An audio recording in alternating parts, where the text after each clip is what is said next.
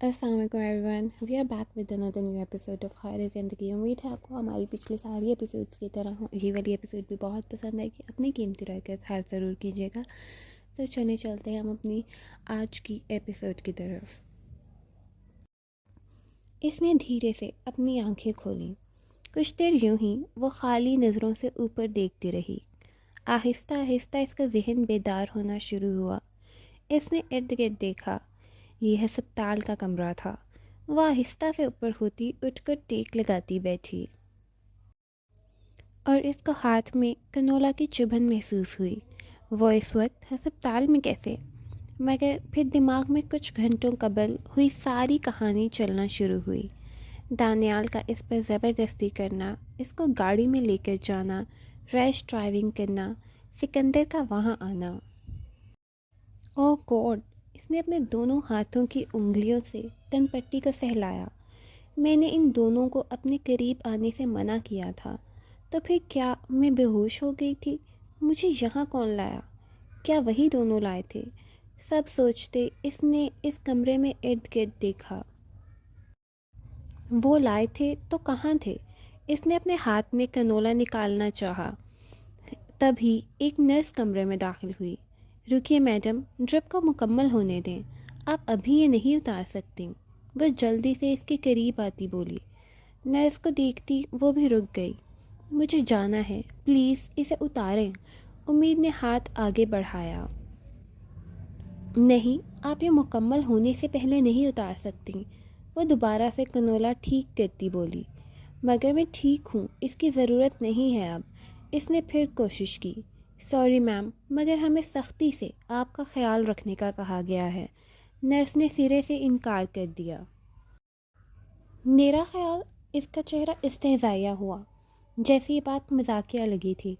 अच्छा, किसने मेरा ख्याल रखने को कहा है? वही जो एक इंतहाई हैंडसम से काफ़ी देर से बाहर बैठे थे। हाय, क्या कशिश थी इस उम्र में भी। नर्स पटरी से उतरी थी। सर सिकंदर और दानियाल वो बाहर हैं। नर्स की बातों को इग्नोर करती इसने सोचा। मगर यकीन ना आया, जो तकलीफ़ देना चाहते हों वो क्यों मरहम रखेंगे। किसी उम्मीद के तहत इसने फिर नर्स की तरफ देखते पूछा, मुझे यहाँ कौन लाया है? एक बहुत ही हैंडसम सा नौजवान आपको यहाँ लेकर आया था। नर्स बाकायदा ब्लश करती बोली। एक हैंडसम? इसके दिमाग में फिर सिकंदर और दानियाल का चेहरा आया। वो दोनों ही तो अपनी जगह खूबसूरत थे। तो नर्स किसकी बात कर रही थी? क्या वो अब भी यहाँ है? नहीं, वो तो 3-4 घंटे हो गए हैं, कब के जा चुके। नर्स का चेहरा बाकायदा उतरा था। उम्मीद एक बार फिर चौंकी। मुझे यहाँ आए कितना टाइम हो गया है? आपको तकरीबन 5 घंटे होने वाले हैं यहाँ। व्हाट? क्या मैं इतनी देर से बेहोश थी? वो जल्दी से आगे होते बोली। नर्स ने फाइल से अब चेहरा उठाकर इसको देखा था। नहीं, आप बेहोश नहीं थी। आपको नींद का इंजेक्शन दिया गया था। उम्मीद ने लब भींचे। और किसने आपको इसकी इजाज़त दी? इजाज़त नहीं मैम, हमें बाकायदा कहा गया था कि आपको मुकम्मल नींद और आराम दिया जाए। सिस्टर, मैं यही पूछ रही हूँ कि किसने आपको ऐसा करने को कहा? इस बहुत ही हैंडसम नौजवान ने। इसका लहजा खुद ब खुद तंजिया हुआ। नर्स कुछ लम्हे उम्मीद के लाल होते खूबसूरत चेहरे को देखती रही, मगर फिर आराम से बोली, नहीं, वो तो आपको यहाँ लाने के थोड़ी देर बाद ही चले गए थे। तो फिर बाहर कौन बैठा था? उम्मीद आजिज़ आई थी। एक और बहुत ही हैंडसम, डैशिंग, ऊंचे लंबे। हाँ, मगर बस कुछ बड़ी उम्र के आदमी। नर्स शुरू में चहक कर कहते आखिर में कदरे मायूस होती बोली, जैसे बड़ी उम्र की वजह से इसकी दाल नहीं गल सकती हो। उम्मीद ने नर्स का चेहरा बाकायदा देखा था और उम्मीद को वो काफ़ी दिल फेंक लगी थी। इसे कोफ्त हो रही थी इस पातूनी नर्स से, जो सीधा जवाब देने के बजाय बातों को घुमा रही थी। क्या नाम है इनका? मैं इनका नाम तो नहीं जानती, मगर वही जो पिछले 5 घंटों से मुसलसल बाहर बैठे थे। और उन्होंने ही कहा था कि आपको आराम और नींद की ज़रूरत है, वो भी सीधा अस्पताल के ऑनर को। उम्मीद सब सुनती ठटकी थी। ہینڈسم اور بڑی عمر کے آدمی، آذر ماموں، مگر وہ کیسے ہو سکتے ہیں یہاں؟ تو کیا اسے دانیال لایا تھا یہاں؟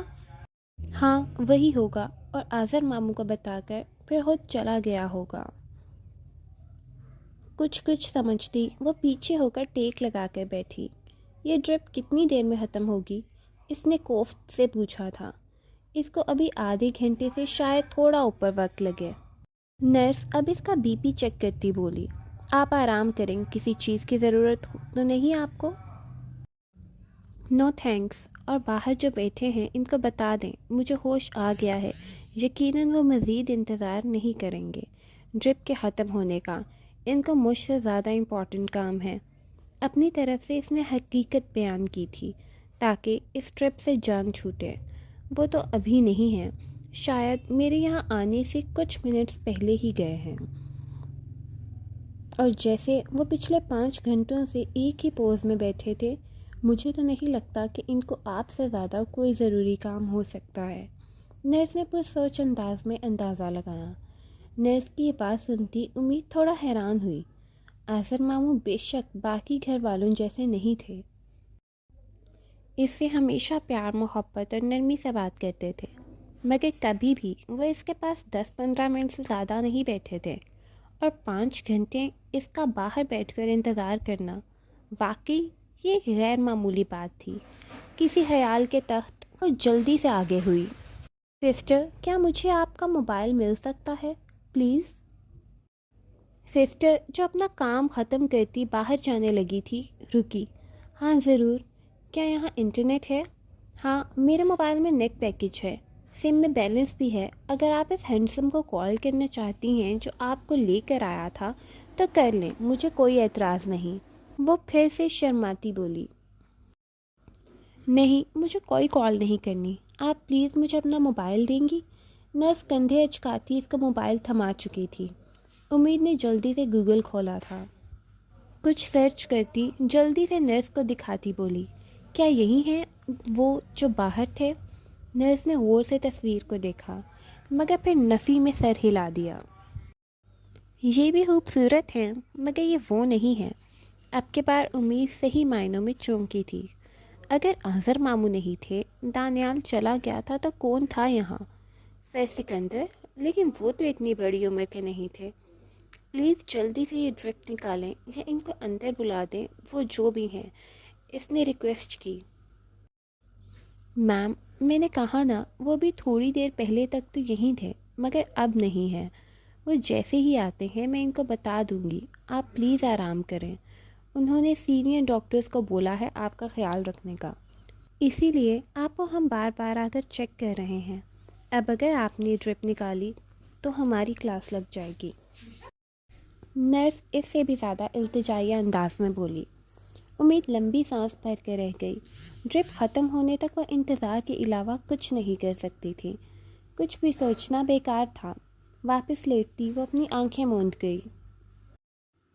تقریباً 15 منٹ بعد امید کو محسوس ہوا کہ کوئی روم میں داخل ہوا ہے۔ نرس کا خیال کرتی وہ آنکھیں کھولنے سے باز رہی، وہ مزید اس سے سر نہیں کھپا سکتی تھی۔ قدموں کی بھاری چاپ دھیرے دھیرے سے اپنی طرف بڑھتی محسوس ہوئی، ایک جانی پہچانی محصور کن خوشبو۔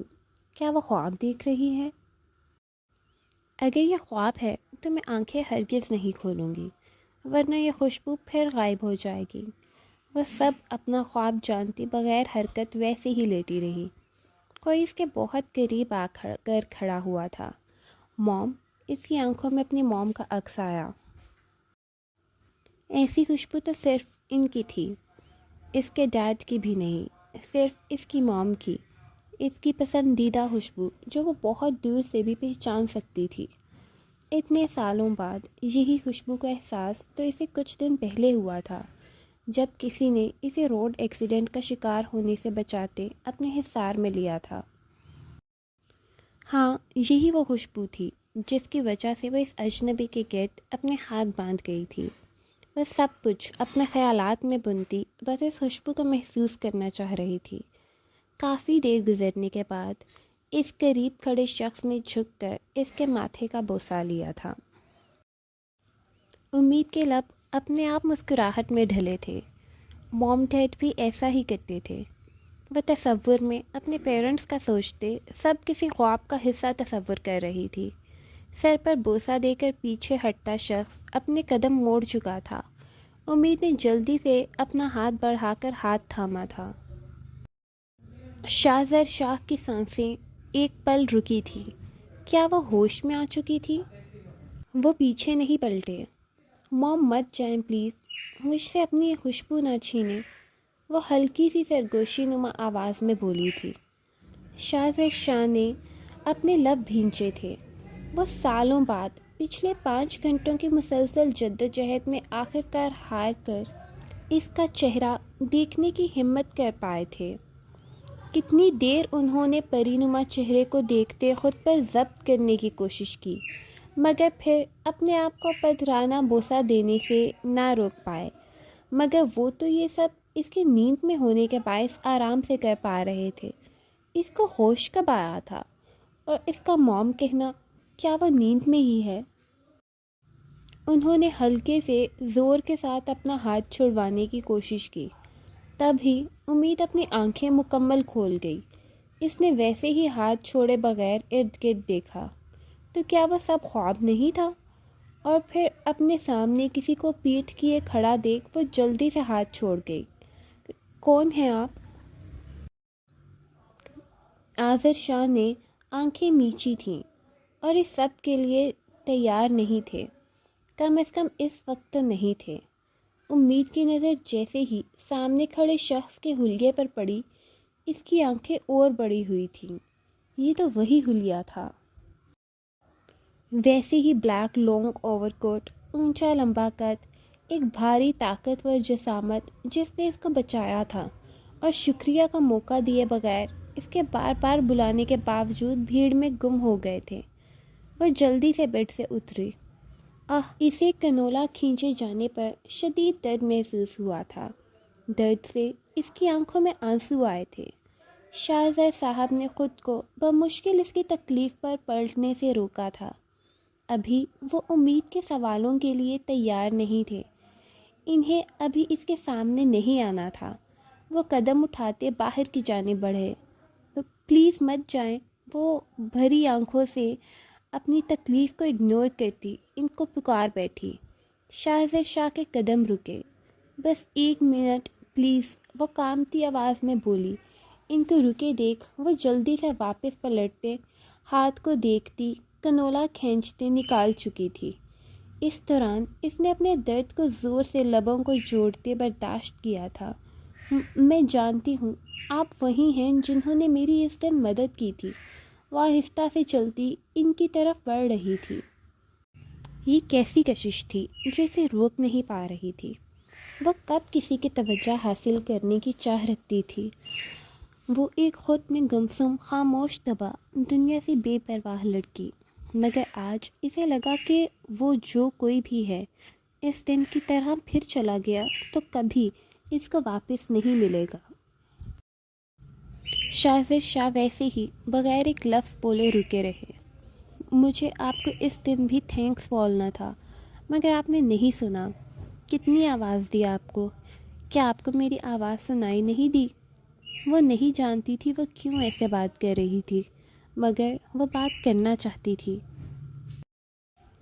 اس شخص سے آتی خوشبو اسے جکڑ رہی تھی، اس کے دماغ کو مفلوج کر رہی تھی۔ آپ مجھ سے بات نہیں کرنا چاہتے؟ اس کی آواز کانپ رہی تھی۔